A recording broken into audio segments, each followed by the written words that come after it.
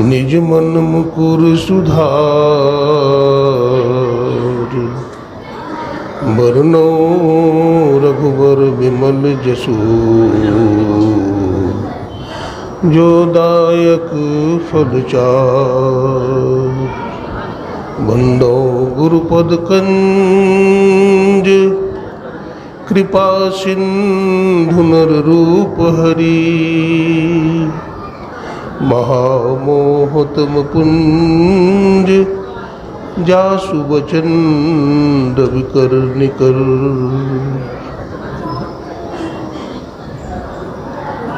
बोलिए प्रेम से श्री सद्गुरु महाराज की जय। अव्यक्त रूप में अनंत श्री विभूषित 20वीं सदी के जाज्वल्यमान प्रचंड मार्तंड संत सद्गुरु महर्षि मेही परमहंस जी महाराज के त्रैलोक पावन पाद पद्मों में कोटि कोटि नमन। महर्षि मेही के मस्तिष्क स्वरूप ब्रह्मलीन पूज्यपाद महर्षि संतसेवी परमहंस जी महाराज अपने निवास में विराजमान संत मत के वर्तमान आचार्य महर्षि हरिनंदन परमहंस जी महाराज के चरण कमलों में कोटि कोटि नमन, कोटि कोटि प्रणाम। मंच पर विराजमान हमारे परम पूज्य गुरु महाराज की सेवा करने वाले स्वामी केदार बाबा, उपस्थित सभी गुरुजन, साधु समाज, सत्संग प्रेमी सज्जनों, भक्तिमती माताओं एवं बहनों, सत्संग की ज्ञान गंगा में गोता लगाते हुए सभी गुरु भक्तों का मैं हार्दिक अभिनंदन करता हूँ। सबों को कोटि कोटि नमन करता हूँ, कोटि कोटि प्रणाम करता हूँ।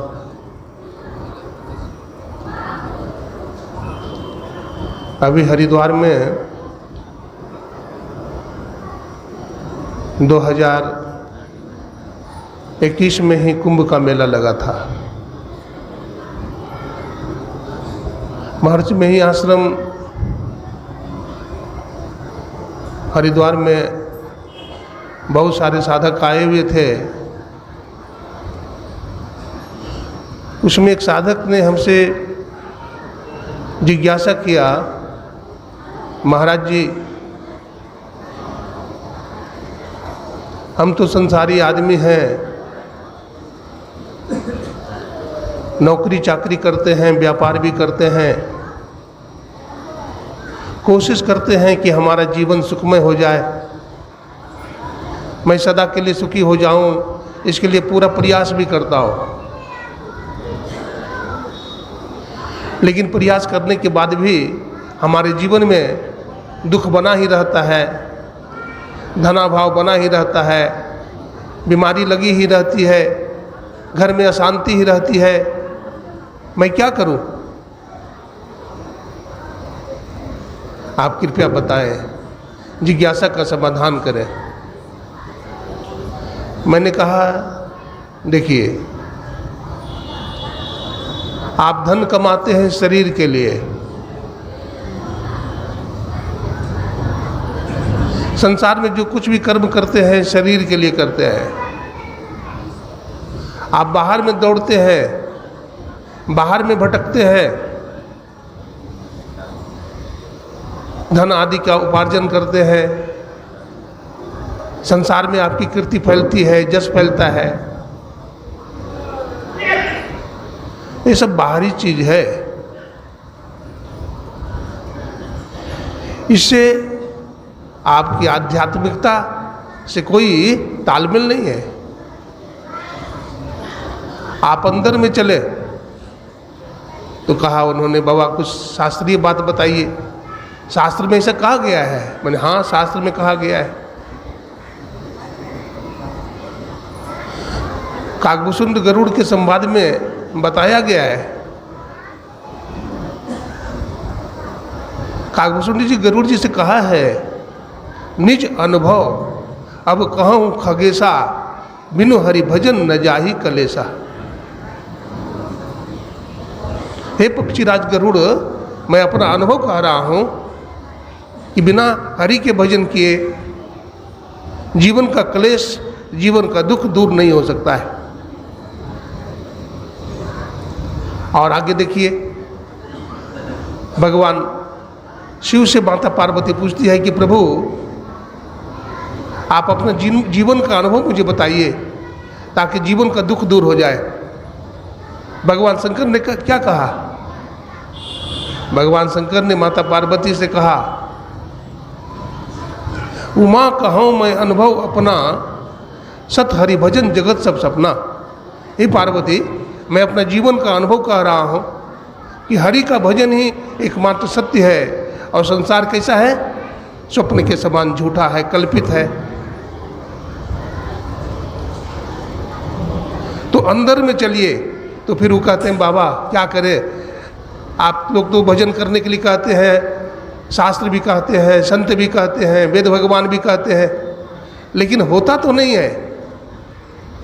मैंने उदाहरण दिया, देखिए आप कछुवी को देखे हैं? कछुवी को? बोला हाँ देखे हैं। कछुवी कहाँ रहती है? तो कहा कछुवी तो पानी में रहती है। और अंडा कहाँ देती है? सूखी जमीन पर। कछुवी रहती है जल में, पानी में, और अंडा कहाँ देती है? सूखी जमीन पे। अगर उसके बच्चा को, अंडा को पकड़ना चाहे, कोई ले जाना चाहे, तो तुरंत उसको आकर के पकड़ लेती है, दबोच लेती है। यानी उसका सूरत कहाँ लगा रहता है? अंडा पर, सूखी जमीन पर। और उदाहरण देखिए, मनियार सांप को देखे हैं आप? मनियार सांप जंगल में रहता है, बियाबान घनघोर जंगल में रहता है। उसके मुंह में मनी होती है। जब उसे शिकार करना होता है तो मुंह से मनी को निकाल देती है और उसी के प्रकाश में शिकार करती है। करती है ना? हाँ करती है। और देखिए, भजन करने वाला किसी भी हालत में भजन करता है और भजन नहीं करने वाला किसी भी हालत में भजन नहीं करता है। और तो और देखिए, अर्जुन ने कुरुक्षेत्र के मैदान में महायोगेश्वर भगवान श्री कृष्ण से जिज्ञासा किया। जहाँ एक सेना दूसरे को मारने के लिए अस्त्र शस्त्र लेकर खड़ी है, वहाँ पर अर्जुन भगवान से कई प्रश्न करता है। 8 प्रश्न किया है भगवान श्री कृष्ण से अर्जुन ने। किम तद्ब्रह्म किम अध्यात्मम किम कर्म पुरुषोत्तम अधिभूतम च किम प्रोक्ता अधिदैवम मुच्यते अधियज्ञ कथम कुत्र देहेस्मिन् मधुसूदन प्रयाण काले च कथम गेयोसी नियतात्म भी। तो इस तरह से 8 प्रश्न अर्जुन ने किया है भगवान श्री कृष्ण से कि भगवान भी कहीं फंस जाए। तो भगवान कहीं फंसने वाला है?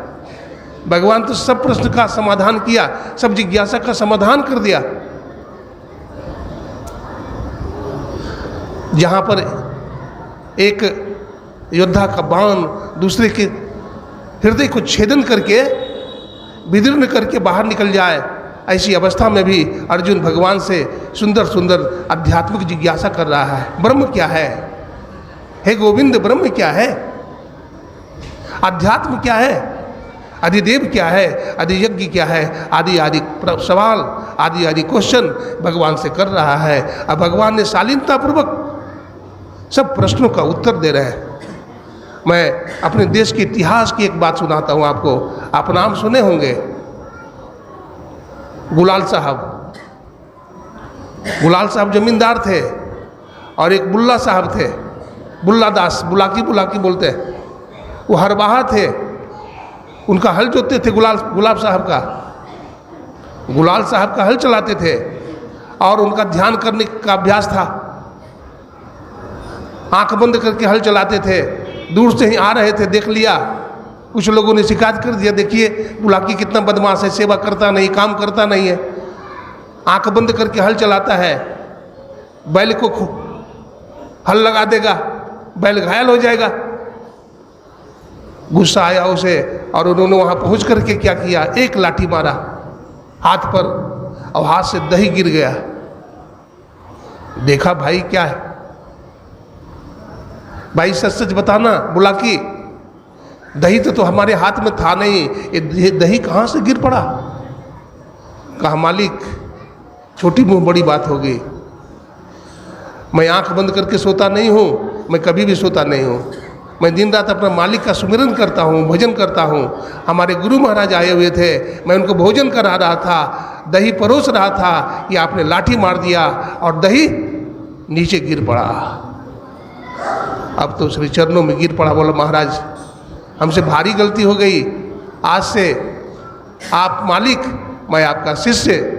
और बताते हैं बुलाकी को गुरु स्वीकार कर लिया। बुला जमींदार जो थे उन्होंने उनको गुरु मान लिया, गद्दी पर बैठा दिया। तो भजन करने वाला किसी भी हालत में भजन करता है, अब भजन नहीं करने वाला किसी भी हालत में भजन नहीं कर सकता है। हमारे गुरु महाराज ने ध्यान करने को बताया है।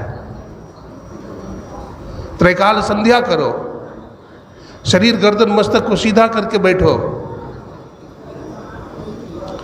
जो ध्यान भजन करता है, जो साधना करता है, उसका कर्म बंधन जल जाता है। गीता के 3 अध्याय में कर्मयोग का वर्णन आया है। हर व्यक्ति को कर्मयोग में सफल होना चाहिए। श्रीमद् भगवद गीता में कर्मयोग का बड़ा महत्वपूर्ण स्थान है। भगवान ने कर्म करने को कहा। कर्म किए बिना कोई कभी नहीं रह सकता है। और कर्मों में सबसे महत्वपूर्ण बात है ध्यान करना, साधन करना, सत्संग करना। ये महत्वपूर्ण कर्मयोग है। इससे हमारा जो कलमश है, मल, विक्षेप और आवरण, जो त्रैदोष है, इन तीनों का नाश होता है, समन होता है। गुरु मंत्र का जप करना चाहिए, अपने इष्ट के रूप का ध्यान करना चाहिए और नासाग्र ध्यान करना चाहिए, यानी दृष्टि योग की साधना करनी चाहिए। दृष्टि योग की साधना में शरीर गर्दन मस्तक को सीधा करके बैठना चाहिए और सामने में देखना चाहिए। आप देखते रहें, सामने में देखते रहें, देखते रहें। देखते देखते देखते देखते क्या होगा, आपका जो अंधकार है वो फट जाएगा और वहाँ बिंदु का उदय हो जाएगा। पहले श्यामल बिंदु आएगा, उसके बाद वही बिंदु श्वेत बन जाएगा। आप आकाश में चलना प्रारंभ कर देंगे, जिसको शून्य बोलते हैं, शून्य में चलना आप प्रारंभ कर देंगे। धीरे धीरे चलते चलते सहस्त्रार में जाएंगे, ज्योति निरंजन में जाएंगे और त्रिकुटी महल में चले जाएंगे आप, जहाँ चांद और सूरज का भी दर्शन होगा आपको। देखिए, ध्यान साधना में हम आगे तभी बढ़ सकते हैं जब हमारे अंदर वैराग्य हो। जब तक हमारे अंदर में वैराग्य नहीं होगा, हमारे अंदर भक्ति जागेगी नहीं और हम परमात्मा की तरफ नहीं चल सकते हैं। इसलिए हमारे अंदर ज्ञान वैराग्य होना चाहिए, विश्वास भी चाहिए गुरु में, ईश्वर में विश्वास चाहिए। गोस्वामी तुलसीदास जी ने कहा, बिनु विश्वास भगति नहीं, कहीं बिन द्रवहि न राम, राम कृपा बिनु सपने ही, जीव न लहि विश्राम। बिना विश्वास की भक्ति नहीं होती है। आप लोग यहाँ आए हुए हैं किस लिए? सत्संग करने के लिए। आपके घर में काम धंधा नहीं है? बहुत काम धंधा है। बाल बच्चों को छोड़ कर के यहाँ आए हैं, अपना समय बर्बाद करने के लिए नहीं आए हैं। आपको विश्वास है गुरु में, आपको सत्संग में विश्वास है, आपको भजन में विश्वास है, आपको अध्यात्म में विश्वास है, इसलिए आप सब कुछ छोड़ करके यहाँ आए हुए हैं। यही विश्वास अगर बना रहा तो एक न एक दिन आप परमात्मा को प्राप्त कर लेंगे। एक साधक था, वो बहुत ध्यान करता था, दीक्षा ले लिया, भजन करने लगा, उसकी दोनों किडनी खराब हो गई। डॉक्टर ने कहा 6 महीना का मेहमान हो। अब वो साधक बहुत ध्यान करने लगा, रात रात भर बैठने लगा, दिन में बैठने लगा। एक दिन क्या हुआ, ध्यान में बैठा हुआ था और उसे नींद आने लगी, आलस थोड़ा आ गया। वो सिरहाना पर अपना गर्दन टिका दिया, सिर टिका दिया, लेट गया और स्वप्न देख रहा है। यमराज आ गया पीछा करते हुए, वो भागने लगा, यमराज के डर से भागने लगा।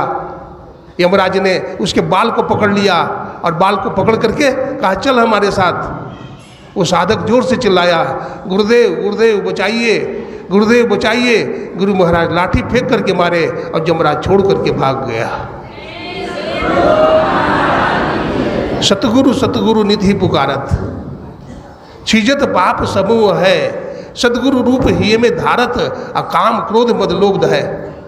क्राइस्ट जीसस ने कहा, whosoever shall call upon the name of Lord shall be saved। वह जो परमात्मा का गुणानुवादन करेगा वो यमराज के फंद से बच जाएगा। सेंट जॉन ने लिखा है, strive to enter in at the straight gate, for wide in the gate and broad in the way that leadeth to destruction, and many there be which go in thereat, because straight is the gate and narrow is the way। सकेत फाटक से प्रवेश करो, क्योंकि चौड़ा है वो फाटक और चाकर है वो मार्ग जो विनाश की ओर ले जाता है। बहुत लोग हैं जो उसमें प्रवेश करते हैं, वह मार्ग सकरा है, वो मार्ग जीना है। तो सकरा मार्ग में अपने को प्रवेश कराए।